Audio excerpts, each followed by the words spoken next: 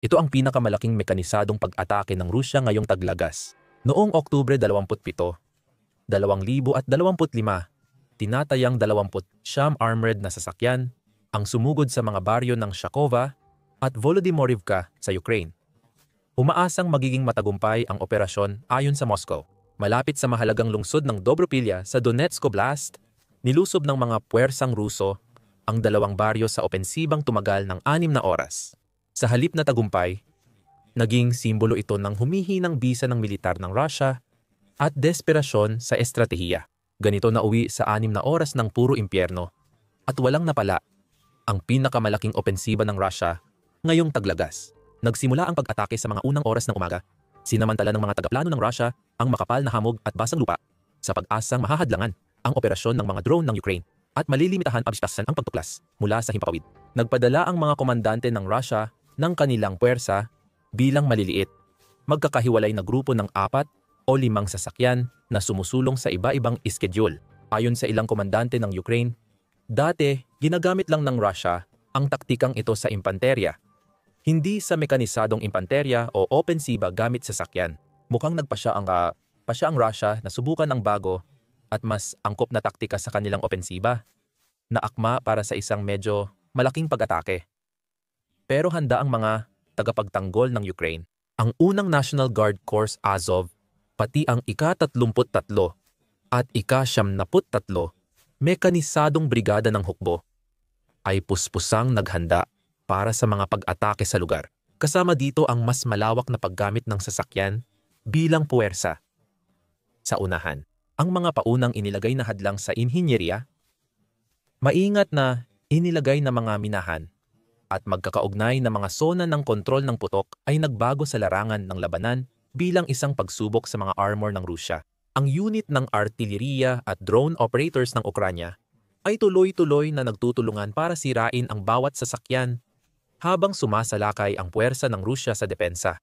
Lubhang mapaminsala ang naging resulta para sa Moscow. Matapos ang mahigit 6 na oras ng labanan, walang unit ng Rusya ang nagtagumpay sa kanilang layunin. Napigilan ng puwersang Ukranyano ang pag-atake at nagdulot ng pinakamalalaking arawang pagkalugi sa hukbong na ubusan ng tao at kagamitan. Ang 29 na armored vehicles na sumisimbolo sa lakas ng opensiba ng Rusya ngayong taglagas ay alinman sa nawasak, nasira o napilitang umatras kasama ng mga sumusuportang infantry. Hinabol ng first-person view at bomber drone ng Ukranya habang nagtayo sila ng posisyon sa kagubatang paligid ng target na baryo. Nagpost ang Azov at ika-33 mekanisado sa Telegram ng mga video na nagpapakitang winawasak ng mga drone ang mga posisyon ng Rusya. Ipinapakita sa ilang clip ang bakas ng mga sasakyang Ruso sa maputik na bukid na napapalibutan ng mga drone ng Ukranya. Madalas biglang napuputol ang drone footage, senyales ng matagumpay na pagsabog na sumisira sa tangke at nagkakalat ng shrapnel. Kapansin-pansin, karamihan ng sasakyan ay sumusuporta sa infantry, hindi tangke. Ipinapahiwatig nito na unti-unti nang nauubusan ang Russia ng mga pangunahing tangke ng labanan, na nagsilbing pangunahing puwersa ng pananakop sa digmaan. Ang opensiba ay hindi isang hiwalay na insidente, kundi isa lamang palatandaan kung paano tila nawawalan ng lahat ng momentum ang Russia sa buong taon. Noong Oktubre 13, 2 linggo bago nito, sinubukan ng Russia ang kaparehong pag-atake sa parehong lugar, kung saan nawalan sila ng 9 na infantry fighting vehicles, 4 na MTLB, 3 tangke at 3 motorsiklo. Ang patotohanang bumalik ang Russia sa parehong larangan ng labanan na may bahagyang binagong mga taktika ay nagpapakita ng matinding katigasan at kawalan ng flexibility sa kanilang planong militar. Malalaking limitasyon ngayon ang pumipigil sa kanilang operasyon. Bagaman ang paggamit ng maliit na unit para sa paglusot ay isang pagbabago mula sa dating malakihang pag-atake gamit ang armor, ipinakita ng kanilang pagpapatupad ang mga pangunahing kahinaan sa pinagsamang operasyon ng sandatahang lakas ng Russia. Pinalaki ng mga puwersang Ruso ang paggamit ng tangke, na nagpapakita ng pagbabalik sa tradisyonal na labanan gamit ang armor matapos ang magastos na pag-atake ng infantry. Gumamit ang mga sasakyan ng anti-drone mesh, isang uri ng cage armor na hinang lang sa mga tangke at infantry vehicles bilang desperadong paraan laban sa drone capability ng Ukraine. Bagamat Bagamat bahagyang nakakatulong ang anti-drone netting sa proteksyon ng tangke mula sa itaas, hindi ito epektibo laban sa Ukrainian hunter-killer drone teams na nahasa ang taktika sa 3.5 taon ng labanan. Plano ng mga Ruso na sumugod sa maliliit na grupo sa iba't ibang ruta para hatiin ang depensa ng Ukraine at bigyang daan ang susunod na puwersa na samantalahin ang tagumpay. Sa teorya, may saysayan ang ganitong paraan. Sa halip na magpakita ng isang malaking target para sa artilleriya at mga drone ng Ukraine, umasa ang mga komandante ng Russia na ang sabay-sabay na pag-atake mula sa iba't ibang direksyon ay magpapalito at magpapahina sa mga tagapagtanggol. Pero sa aktwal, ipinakita ng mga puwersa ng Ukraine kung bakit tiyak na mabibigo ang taktikang ito mula pa lang sa simula. Iniulat ng ika-33 Mekanisadong Brigada na natukoy nila ang 6 na sasakyang militar ng Russia na papalapit sa Volodymyrivka noong umaga. Mahigit 20% ng puwersang sumasalakay. Pinagsasama ng Ukraine ang optical surveillance at drone reconnaissance. Kaya nasusubaybayan nila agad ang kilos ng mga Ruso mula sa kanilang deployment areas. At nang subukan ng parehong mga sasakyang Ruso na magbaba ng mga sundalo sa mga kagubatan sa gilid ng baryo, agad silang sinalubong ng magkakaugnay na putok ng artillerya, baril at mga drone strike. Inulit lang ng taktikang ito ang serye ng pagkalugi mula noong Agosto. Nang simulan ng Ukraine ang kontra-opensiba at mabawi ang ilang baryo, dati umaasa ang mga puwersang Ruso sa maliitang unit na taktika para mabawasan ang pagkalagas ng tropa. Ayon sa ulat, may ilang nakapasok na sa lungsod ng Pokrovsk, isang mahalagang target sa rehiyon. Ang bagong mekanisadong, maliitang unit na taktika ng Russia ay nagdudulot ng bagong problema, tulad ng ipinakita sa ataking ito. Bagamat ang pagpapadala ng mas maliliit na unit ay maaaring gawing hindi gaanong lantad sa malawakang pambobomba ng artillerya, nangangahulugan din ito na kulang ang bawat grupo sa lakas ng labanan na kailangan para mapabagsak ang mga handang posisyon ng depensa. Kayang talunin ng mga tagapagtanggol ng Ukraine ang bawat maliit na pag-atake. Kaya ang sabayang presyon ay naging sunod-sunod na hiwa-hiwalay na labanan.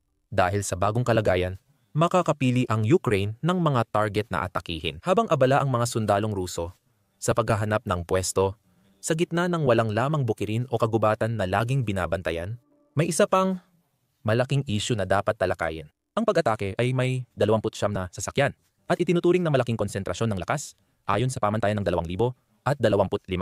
Ito ang pinakamalaking opensiba ng season na nagpapakita ng malaking pagbagsak ng kakayahan ng mga Ruso. Noong tag-init 2000 at 24 ang opensiba ng Russia sa Pokrovsk ay may 2 pag-atake. May 78 sasakyan mula Setyembre 12 hanggang Setyembre 19 na sinuportahan ng malawakang paghahanda ng artillerya at suporta mula sa himpapawid. Ayon sa Times Radio, mahigit 100 sasakyan ang nawawala linggo-linggo sa lugar mula 1 taon na ang nakalipas.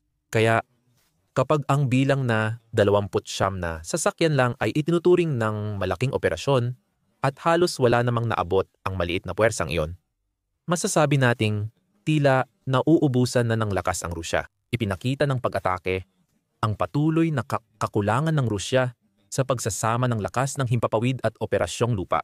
Sa kabila ng sinasabing kalamangan ng Rusya sa himpapawid sa papel, iniulat ng mga tagapagtanggol ng Ukraine na kakaunti lang ang suporta mula sa himpapawid para sa mga umaataking puwersa. Halos hindi nakita ang mga eroplanong pandigma ng Rusya dahil sa matinding depensa ng Ukraine at malaking pagkalugi ng himpapawid ng Rusya sa 3.5 taon ng labanan. Ang mga pinagmamalaking pag-atake gamit ang glide bomb na nagdulot ng matinding pinsala noong 2024 at sinasabing pinahusay pa hanggang Agosto ngayong taon ay kapansin-pansing wala ngayong pagkakataon. Ipinapahiwatig nito ang posibleng kakulangan ng bala, problema sa paghahatid, o malakas na depensa sa himpapawid ng Ukraine sa Dobropilya. Masyadong mapanganib isugal ang eroplano. Samantala, inakay ng Ukraine ang mga Ruso sa mga kill zone na plano na nila. Pinilit ng mga minahan ang mga sasakyang Ruso na dumaan sa makikitid na daanan kung saan naging madali silang target ng mga anti-tank guided missile at first-person view drone. Maingat na kinordina ang artillerya para pigilan ang mga Ruso na magsama-sama o magtayo ng posisyon para sa suporta ng putok. Pagbaba ng mga sundalong Ruso sa sasakyan, agad silang sinalubong ng drone operators ng Ukranya na Umatake gamit ang bomber drone at first-person view sa mga individual at grupo sa kagubatan. Ang resulta ay perpektong depensa. Walang unit ng Ruso ang nagtagumpay magtayo ng posisyon sa Shikova o Volodymyrivka. Nagtapos ang pag-atake sa isang breakthrough na walang nakuhang teritoryo at walang anumang operasyonal na benepisyo upang mapantayan ang matinding pagkalugi sa mga tauhan at kagamitan. Malabong ito na ang huling pag-atake dito at posibleng tumindi pa ang mga hindi epektibong estratehiya habang papalapit ang 2025.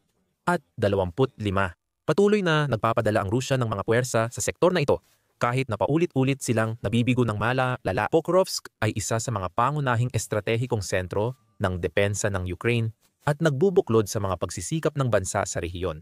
Ang pagbagsak nito ay estratehikong sakuna na maaring magbago ng digmaan na siyang inaasahan ng mga Ruso. Ang Pokrovsk ay nasa sangandaan ng maraming mahalagang supply highway at may isa sa pinakamahalagang train station sa silangang Ukraine.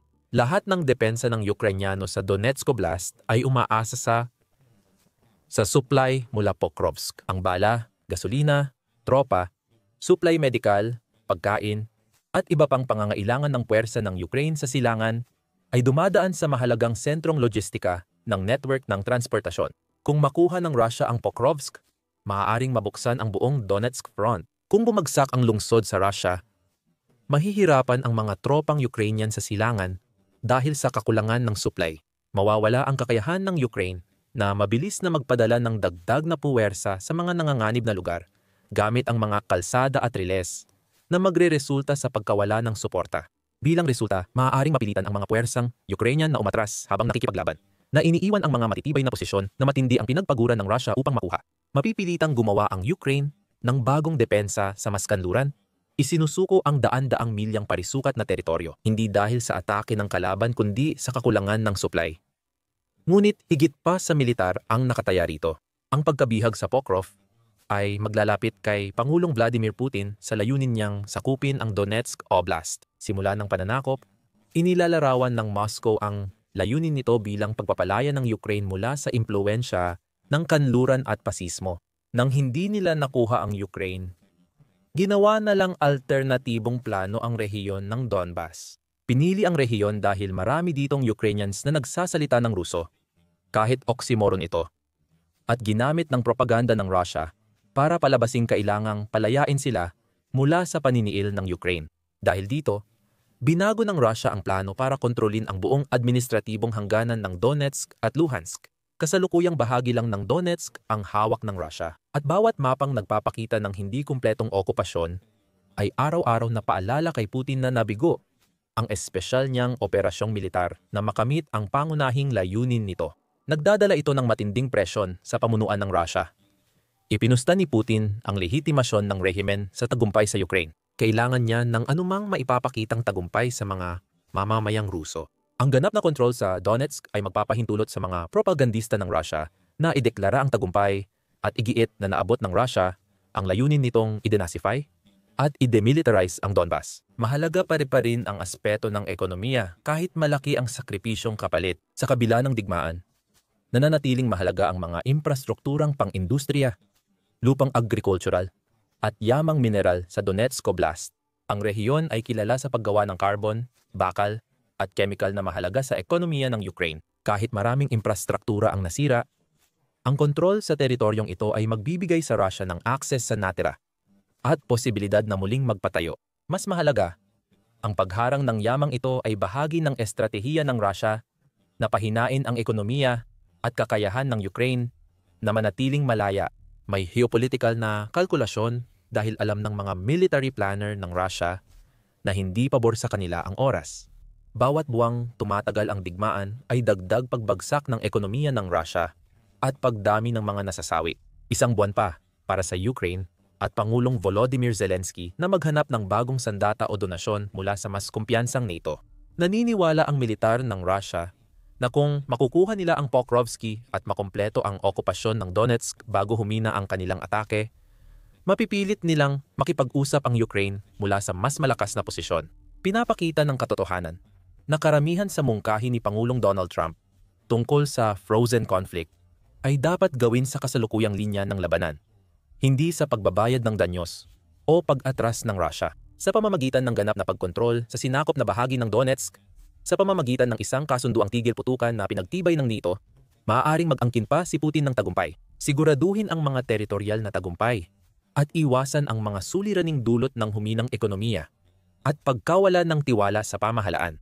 Ito ang dahilan kung bakit tuloy pa rin ang pag-atake ng Rusya sa Pokrovsk-Dobropilya Corridor. Kahit malaki ang pagkalugi para sa Kremlin, walang ibang katanggap-tanggap kundi ituloy ang mga pag-atake. Ang pag-abandona sa opensiba ay pag-amin ng Rusya na hindi nila kayang makamit ang nabawasang layunin sa teritoryo. Alam na siguro ng mga komandante ng Rusya na mabibigo ang mga pag-atake at mawawala ang karamihan o lahat ng unit at kagamitan nila. Mapilitang umatras, pilay, duguan, literal o talinghaga, hanggang makabuo ng bagong malaking opensiba sa Taglagas. Ilang linggo pa, alam din nilang gusto ni Putin ng progreso. Inaasahan ng mga leader ng politika na babagsak ang Donetsk. At ang hindi pag-usad ay maaaring magdulot ng katapusan ng karera o buhay ng mga opisyal ng militar ng Rusya.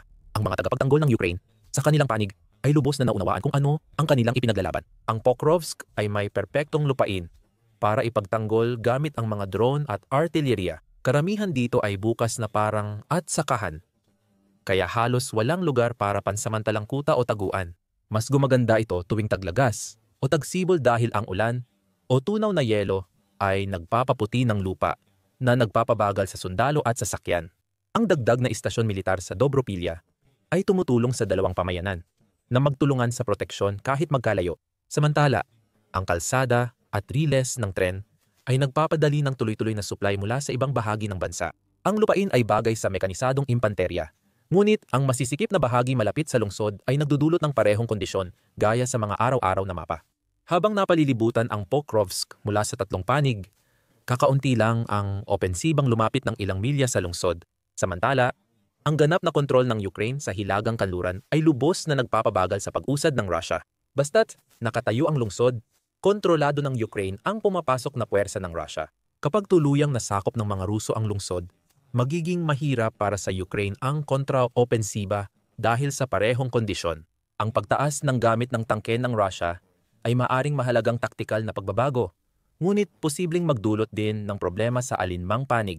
Sa pagitan ng Oktubre 20 at 25 nagsagawa ang mga puwersang Ruso ng 40 isa na pag-atake na suportado ng mga armored vehicle sa buong linya ng harapan, na may kapansin-pansing konsentrasyon ng mga pag-atake na pinangunahan ng tangke sa sektor ng Pokrovsk. Kakaiba ito sa infantry heavy midwave tactics ng Russia noong 2025 kahit nagbunga ito noong Hunyo at Hulyo. Sa unang tingin, ang mekanisadong operasyon ay tila senyales ng pagbabalik ng puwersang Ruso sa tradisyonal na pinagsamang taktika militar.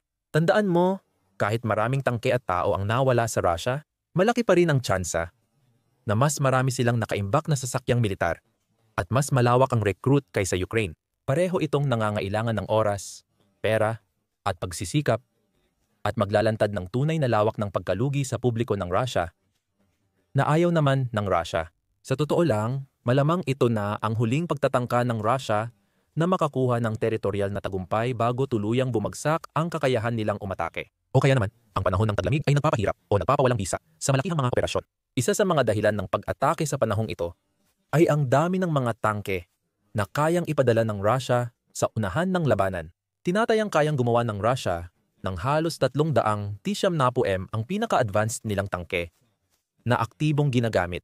Sabi ng Conflict Intelligence Team, naubos na ng Russia ang luma nilang T-70A chassis na ina-upgrade sa T-70M standard. Karamihan sa mga tangke ngayon ay custom-made gamit ang bagong pyesa at teknolohiya.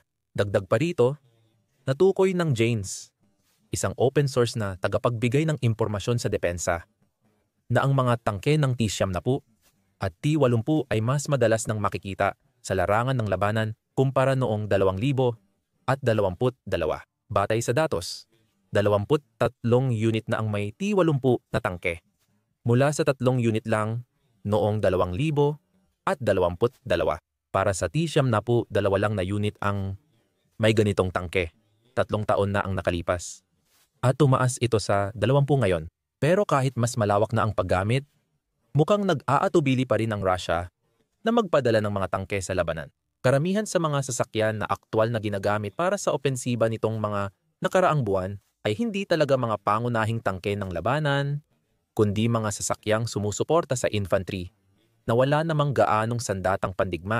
Sa kabilang banda, kapag ginagamit ng Ukraine ang kanilang mga tangke, T-72 o kahit mga luma at laos na tangke mula sa museo, ang ginagamit nila bilang panangga, sumalo ng artilyerya para bigyan ng oras ang infantry na umatake dahil hindi sapat ang produksyon sa pangangailangan. Kahit tumaas sa mahigit 1,000 tangke, kada taon ang produksyon, pagsapit ng 2,000 at 29, hindi pa rin ito sapat para mapalitan ng Russia ang kanilang mga nawawalang tangke. Sabi ni Oryx, nakumpirma na nawala sa Russia ang 4,000 at 200 plus tangke sa 44 na buwan, katumbas ng higit 1,100 at 30 tangke taon-taon. Di kayang takpan ng produksyon ang nalulugi o nawawalang tangke. Marami pa ring tangke ang Russia na nakaimbak o inaayos para maging handa sa frontline. Nasa Russia kung pipiliin nila ang pansamantalang benepisyo o pangmatagalang pag-ayos ng kagamitan. Napansin na ng mga commander ng Russia na hindi na epektibo ang kanilang estratehiyang inuuna ang infantry para mapanatili ang momentum o masiyahan ang propaganda sa bansa. Kaya, ang paggamit ng mas maraming tangke ay ipapakita bilang bagong hakbang para makamit ang tagumpay sa labanan. Kung magpadala ang Russia ng mas maraming mekanisadong infantry sa Pokrovsk, maaaring malampasan nito ang depensa ng Ukraine. Bukod pa rito, mukhang hindi naman gaano mahalaga kung anong aktual na modelo ng tangke o sasakyan ng suporta ng infantry ang ginagamit. Kapag sinalubong ng drone swarm, mga minahan, o taktika ng Ukraine na ilihis ang ruta ng opensiba sa masisikip na daanan, ang armor ay nagiging sagabal imbes na solusyon. Maaaring gamitin ng Russia ang mga luma nitong tangke para sa panandaliang kalamangan. Pero may mas madilim na interpretasyon din ito. Ang mas madalas na paggamit ng armored forces sa posibleng huling malaking opensiba ng Russia sa 2025 ay nagpapakita na alam ng militar at pamunuan ng Russia na mabilis nang nauubos ang kanilang pagkakataon para sa opensibang operasyon. Halos bumagsak na ang militar ng Russia ayon sa mga palatandaan. Bagamat nangakong gagawa ng bagong tangke ang Russia, itinigil na nila ang paggawa ng T-14 armata at malamang kakaunti na lang ang natitirang lumang tangke na kayang ipadala sa harap ng mura. Halos nawalan na ng kita ang military-industrial complex ng Russia dahil sa pagbagsak ng export ng militar. Kaya isa na ito sa pinakamalaking gastos ng mga nagbabayad ng buwis sa Russia. Kasabay nito, pinipilit ang Russia na bawasan ang budget sa militar sa unang pagkakataon. Matapos ang ilang taon, taasin ang personal at corporate na buwis na nagpapakitang nauubos na ang yaman ng ekonomiya. Kung kinikilala ng pamunuan ng Russia ang katotohanan iyon at may sapat na ebidensya na ginagawa nga nila, nagkakaroon ng ibang kahulugan ang kasalukuyang mga opensibang operasyon. Bahagi ng desperadong karera ang bagong pag-atake para makuha ang mas maraming teritoryo bago humina ang kakayahan ng Russia sa makabuluhang opensiba. Maaaring gumagalaw ang mga komandante ng Russia sa ilalim ng isang takdang panahon na nagbibigay sa kanila hanggang katapusan ng 2025 o marahil unang bahagi ng 2026 para makuha ang mga teritoryong maaaring magamit bilang panangga sa negosasyon. Nagdadala ang mga kaganapang ito ng oportunidad at panganib para sa Ukraine. Ang oportunidad ay nasa pagkilala na maaaring matalo ang desperadong huling pagsugod ng Russia. Napatunayan ng Ukraine na kaya nilang hadlangan ang malalaking atake ng Russia basta may sapat silang suporta at supply. Kung talagang inuubos na ng Russia ang huling reserba ng kanilang lakas para sa opensiba sa paghahangad na makuha ang Pokrovsk at matapos ang okupasyon ng Donetsk, kung gayon, ang pagpigil sa mga pag-ataking ito ay posibleng magtapos sa kakayahan ng Russia na magsagawa ng anumang makabuluhang opensibang operasyon. Nasa bagong yugto na ang digmaan kung saan Ukraine ang may inisyatiba, ngunit may panganib na magtagumpay ang Russia. Habang paubos na ang yaman sa Russia at Ukraine, pareho rin silang may krisis sa lakas tao na halos mas malala pa sa Russia. Patuloy na kailangan ng Ukraine ang tulong militar mula kanluran, lalo na artilyerya, bala, depensa sa himpapawid, at sandatang may mahabang abot para tamaan ang mga lugar ng lohistika at paghahanda ng Russia. Kung walang mga supply, maaaring bumagsak pa rin ang depensa ng Ukraine dahil sa pagpupursige ng Russia, kahit mahina ang kanilang militar. At kung magpasya ang Russia na magpakitang gilas, maaaring gawin nila ito sa pamamagitan ng pagtuon ng lahat ng kanilang pwersang militar at posibleng gumamit pa ng mas maliliit na sandatang nuklear para maisakatuparan ito. Ang mas malawak na pag-atake o paggamit ng taktikal na sandatang nuklear ay maaring pilitin ang Ukraine na isuko ang pagtatanggol sa Donbas. Ibig sabihin, ang mga susunod na buwan ay magiging napakahalaga sa magiging resulta ng digmaan. Hindi pa tiyak kung mapapanatili ng Ukraine ang lakas laban sa pag-atake ng Russia. Kung magawa nila ito, maaaring mapilitang tapusin ng Russia ang digmaan dahil sa panloob na problema. Kahit walang tigil putukan o kasunduan, ang bansa ay kusa na lang sasabog. Salamat sa panonood. Para malaman kung bakit nabigo ang Russia na manalo sa digmaan noong mga unang yugto at ngayon ay napipilitan na lang gumawa ng ganitong mga hakbang, panoorin ang video na ito. At kung gusto mong manatiling updated sa araw-araw na balita tungkol sa digmaan at pandaigdigang geopolitics, siguraduhing mag-subscribe sa The Military Show para sa araw-araw na mga video.